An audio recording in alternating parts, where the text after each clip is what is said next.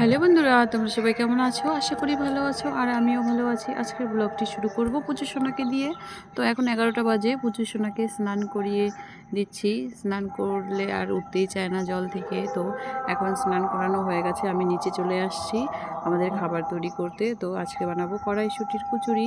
তো দেখো আমি পুরগুলো ভরছি। আমি তেমন একটা পারি না, তবুও ট্রাই করছি। তো এখন আমি এক এক করে ভেজে নেব। তো দেখো ভাজা হয়ে গেছে, এখন আমি খেতে দিয়ে দিব। তো দেখো আজকে ছিল কড়াইশুঁটির কচুরির সাথে ছিল আলুর দম। দেখো তোমার দাদাভাই বলছে ফুলকো ফুলকো। তো তারপরে খাওয়া দাওয়া হয়ে গেছে, এখন আমিও বসে পড়েছি। দেখো আমিও খেয়ে নিচ্ছি। তারপরে আরও কিছু কাজ আছে, রান্না বান্না আছে দুপুরের। তো আজকে রান্না হবে এঁচোড়। তো দেখো এঁচোড় হচ্ছে, তো আমি ওখানে গিয়ে একটু এঁচোড়টা নাড়াচাড়া করে দেখছি। ভীষণ ভালো লাগছে, ভালো সেন্ট বেরিয়েছিল। সাথে কাতলা কালিয়াও ছিল।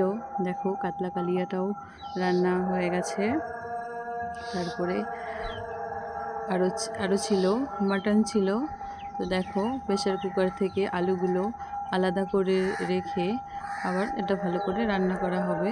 তো টোটাল মেনু আজকে কি কি ছিল দেখো, এই যে খাসির মাংস, দু জায়গায় খাসির মাংস আছে, আর কাতলা কালিয়া, আর হচ্ছে এঁচোড়, আর হচ্ছে ডাল, ফুলকপি দিয়ে ডাল। তো এই ছিল আজকের মেনু। তো কেমন লাগলো? আর দেখো পুচু সোনা ঘরে কি করছে, বই নিয়ে খেলা করছে।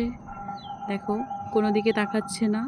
তো বন্ধুরা যদি ভালো লাগে আমার ভিডিওটি, তাহলে অবশ্যই সাবস্ক্রাইব করতে ভুলো না।